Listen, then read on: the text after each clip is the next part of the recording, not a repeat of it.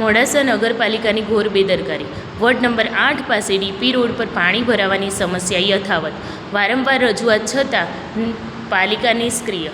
મોડાસા નગરપાલિકાની pre monsoon કામગીરીના દાવાઓ વચ્ચે વધુ એક ગંભીર બેદરકારી સામે આવી રહી છે.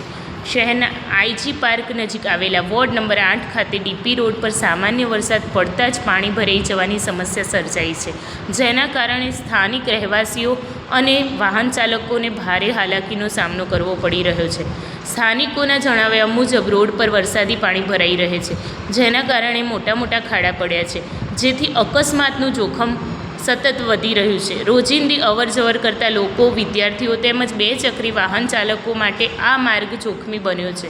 સ્થાનિકોએ અનેક વખત સંબંધિત કોર્પોરેટર તેમજ નગરપાલિકામાં લેખિત અને મૌખિક રજૂઆતો કર્યા છતાં આજ દિન સુધી કોઈ અસરકારક કાર્યવાહી કરવામાં આવી નથી.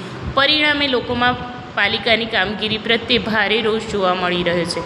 સ્થાનિકોનો સવાલ છે કે જો સામાન્ય વરસાદમાં જ આવી સ્થિતિ સર્જાય તો ભારે વરસાદ દરમિયાન પરિસ્થિતિ કેટલી ગંભીર બનશે.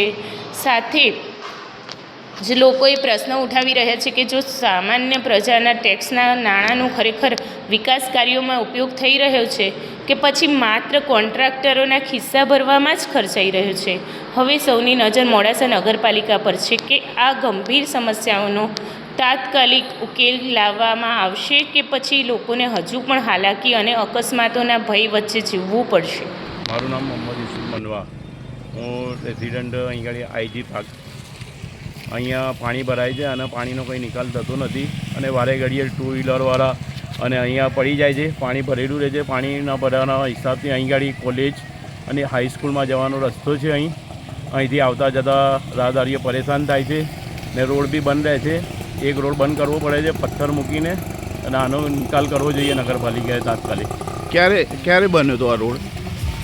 એ ખ્યાલ નથી ક્યારે બને. અને આપણો વરસાદ કેટલો પડ્યો અહીંયા? વરસાદ 2-3 દિવસથી પડે છે. કેટલો?